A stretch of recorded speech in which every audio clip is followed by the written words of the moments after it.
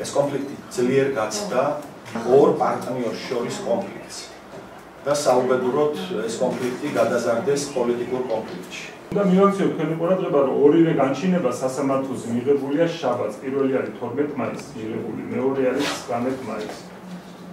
პირველი განცხადება საჩის ყადაღის შესახებ, განუზრუნველყოფის შესახებ შეტანილია 11 მაისს, ხოლო მეორე 18 მაისს. მე გთხოვ დაინტერესდეთ, თუ რამდენი საერთო განჩინება აქვს გამოტანილი უზრუნველყოფის თაობაზე შაბათობით სასამართლოს. საქართველოს სამოქალაქო საპროცესო კოდექსში შაბათი და კვირა ეს არის დასვენების დღეები და შაბათი კვირა ხანდაზმულობაში არც კი ითვლება, არ ითვლება საქართველოს სამოქალაქო საპროცესო კოდექსის მიხედვით. რადგან ამ ყველაფრის უკან მოდით პატარა ანალიზი გავაკეთოთ. მე უფრო აპელირებას გავაკეთებ ახალგაზრდა ჟურნალისტებზე, რომლებიც აქ ახართ. აი ეს არის ერთუცნობიანი განტოლება ბავშვებო. შევხედოთ. ბეჟუაშვილის უბრძანეს მოქმედება.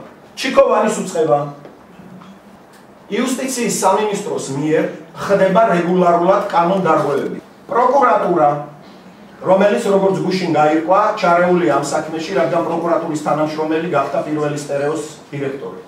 სასამართლო და ჯენერალ მედია, ახალი ინფორმაცია. ეს არის მონოპოლისტი საქართველოს ბაზარზე. მოდით ამოვხსნათ ეს ერთუცნობიანი განტოლება. ვინ არის ის, ვისაც ხელი მიუწვდება ერთდროულად აი ამ 6 ბრკალზე. თქვენ გეკითხებით ახალგაზრდა ჟურნალისტებო, თქვენი საზრით. რა უწყებაა, ვინ არის ეს, რა თანამდებობა აქვს ამ ადამიანს? მე ხომ იცით შორსა ვარ, ეს არ არის პრეზიდენტი. შორსა ვარ იმისგან, რომ პრეზიდენტი გარეულია ესეთ მაქინაციებში. ან ხელისუფლების მრავალი სხვა შტო. ეს არის ერთად-ერთი შტო. ის შტო, რომელსაც ერთდროულად ყველასთან მიუწვდება ხელი. ვინ არის ეს? მე თქვენ გეკითხებით ახალგაზრდებო. არიცით? ცნობილია ეს ვინც არის? ერთადერთი პიროვნებაა ზურაბ ადეიშვილი.